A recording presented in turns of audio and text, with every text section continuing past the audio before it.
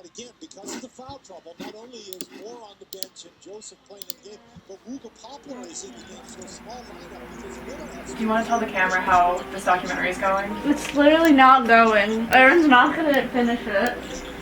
It's not gonna happen. Thanks for the vote of confidence. You're gonna get something. Will it be a documentary? Time will tell.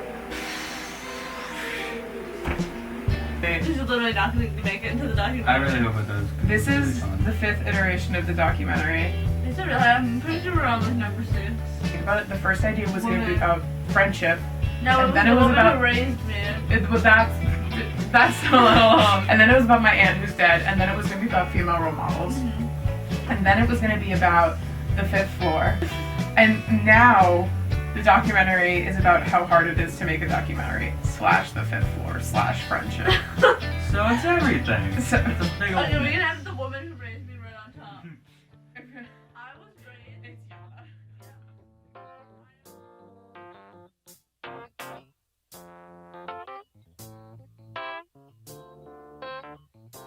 I'm Maddie. I'm currently at Mount St. Mary's University.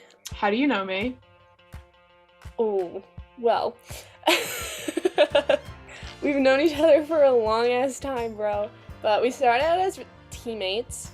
We started out not liking each other. And now we're best friends. Okay, so do you think that our friendship has made you stronger? 100%. Trial by Like, fire?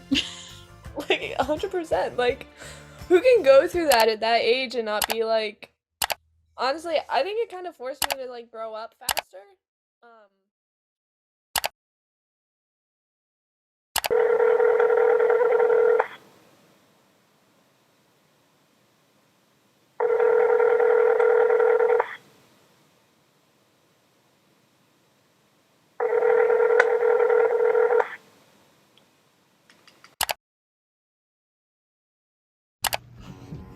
Where did all your energy go? Yana, the documentary's changing.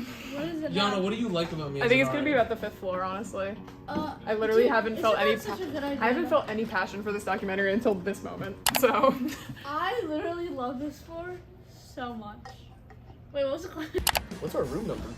Let me speak and then you'll know. Alright, And Veer, that's your favorite memory. what? 100%. That's such a fucked memory. No, mine probably have to be the Christmas little fucking thing Rick did before finals and everything like that, or before we left. All right. It's really hard to make a documentary. I hit a creative wall in February. I was depressed. I was stuck with my classes. I was done with them, frankly. And I had this huge documentary assignment that I knew would have to eventually turn into an actual documentary. I told my roommate all these ideas, bounced a lot of them off Jack, and even committed to making one of them and interviewed a bunch of my floor mates. But nothing worked out, like, at all.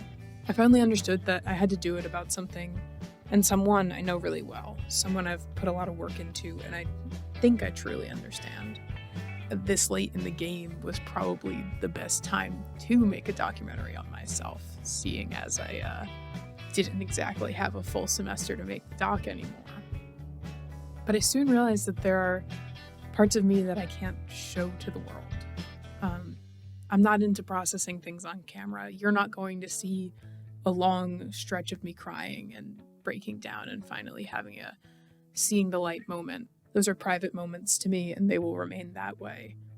I decided to revert to square one about a week ago. I decided my best option was to comb through all the things that I had filmed over the past couple months, and what I found was a story. This is the story of how I make my memories matter. I started filming my life around age 16. I was mostly doing it because my friend Bella was doing it already. I didn't know that I was creating an archive of my life until years later. The things that I filmed for this documentary aren't going to go to waste. You'll barely see them here, but they tell the story of a person who is best at capturing the world as it is. I'm good at letting people fill the silence. I like to listen to people talk about the things that they love, I don't like to interview people. You know, it makes me feel like I'm prying something out of them, that I'm manufacturing a truth. But when I look at the footage from the past 3.5 years, I see an authentic and genuine experience of my life. The best parts from the things I filmed for this class were the clips where I stepped away from the camera, or when I wasn't asking the question, but just letting the interviewee take over. Hold up. Shout out Phi Kappa Frankie. Best frat Time out. to do a brand deal. Best frat at Rutgers. Pull up to our next intramural game. My memories from before I turned 13 feel grainy and untouchable, like a life I watched but didn't live. Their audio is so muffled that you can barely make out if I'm laughing or crying. And in a lot of ways, some of these interviews I filmed felt the same way. You can hear me as I ask the questions that I don't really want to be there, that I'm reconsidering why I even took this class in the first place. And with the documentary literally due tomorrow, I think I've finally found the doc I want to make is the one about why it was so hard for me to make a documentary.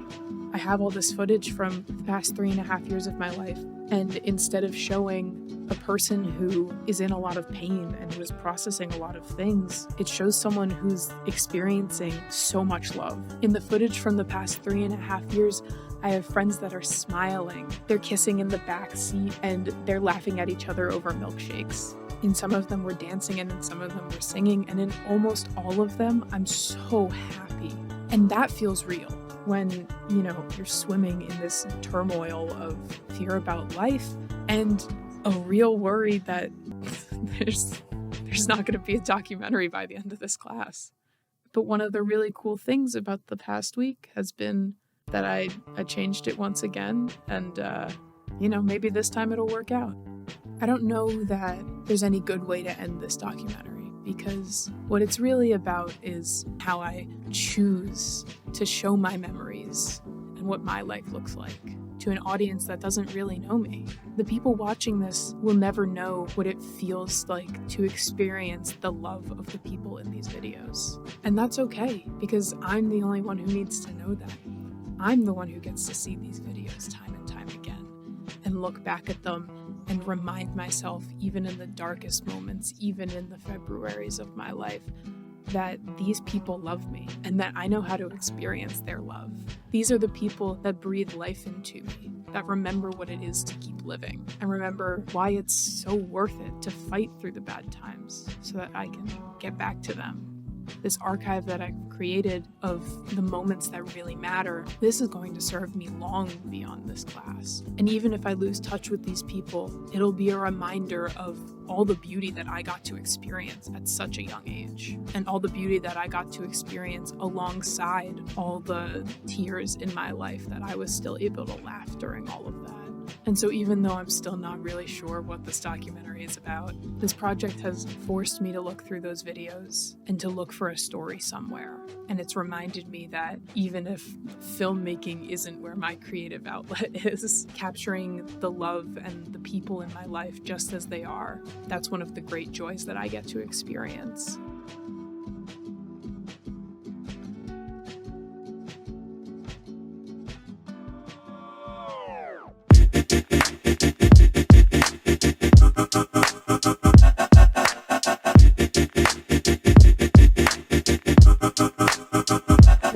Well, it's a mad world that made me crazy.